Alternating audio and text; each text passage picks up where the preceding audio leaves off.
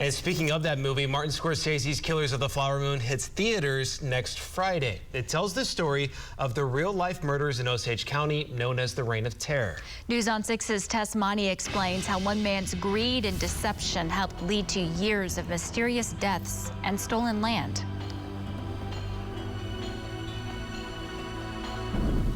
We survived a terrible time in history. It's a story kept quiet for close to a century. It just wasn't talked about. Part of Osage Nation's past, still painful to talk about to this day. For us, it's obviously going to always be more personal, because those are our ancestors, those are family members. It's known as the Reign of Terror, the murders of Osage people for their land and money in the 1920s, through a twisted plot of greed and betrayal. I question every Osage death from that time period, because there was so much conspiracy and collusion and, dishonesty about how they died or why they died, people that are it just doesn't make any sense. Close to 30 murders were solved, but Tara Damron, historian and director of the White Hair Memorial near Ralston, says most Osage deaths were never investigated and believes that number is much higher. That Reign of Terror specific areas is from like 1920 to 1926, and of the original allottees, there's over 200 people that died in that time frame. The real-life crimes became a centerpiece for the best-selling book turned movie, Killers of the Flower Moon.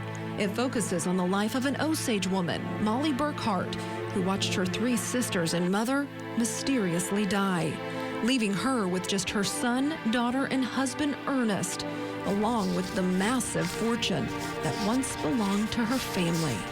But investigators would eventually learn Ernest played a part in those murders, in a crime spree orchestrated by his uncle, Bill Hale. He's a cold-blooded monster, right? He was the self-proclaimed King of the Osage Hills, a cattle rancher originally from Texas who followed the money to Osage County. Investigators said Hale dominated his nephew and recruited Ernest to move to Oklahoma to marry an Osage woman. Hale's goal was to kill off Molly and her family, maybe even Ernest, so the wealth would one day belong to Hale. It's a con man, yeah. Murder. Osage Nation Principal Chief Jeffrey Standing Bear says Hale pretended to be a friend of the Osage when he only wanted their land and money and didn't care what it took to get it. He hired hitmen and paid off witnesses and lawmen, all to secure his spot in high society. Couldn't rely on law enforcement, couldn't rely on lawyers or the courts or the Bureau of Indian Affairs. No one knows if Hale ever carried out a killing on his own, but he's suspected as the mastermind behind as many as 20 deaths, including Henry Roans, whose murder brought federal investigators to town and ended with Hale in prison. He was sentenced to life, but served only 18 years. I remember when Bill Hale got out of prison, I thought that he should have never been released from prison. Catherine Redcorn is retired now, but spent nearly 20 years as the director of the Osage Nation Museum. And that's my grandfather on the very end there, Clarence Gray. Oh, wow. And the 2 little girls, the taller one is my mother.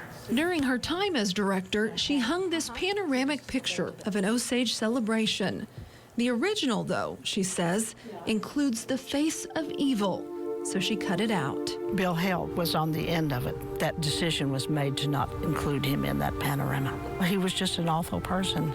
Bill Hale died a free man, along with every other person implicated in the Osage murders. That's the thing about this story, is that there's really not a hero. The heroes. We survived it, and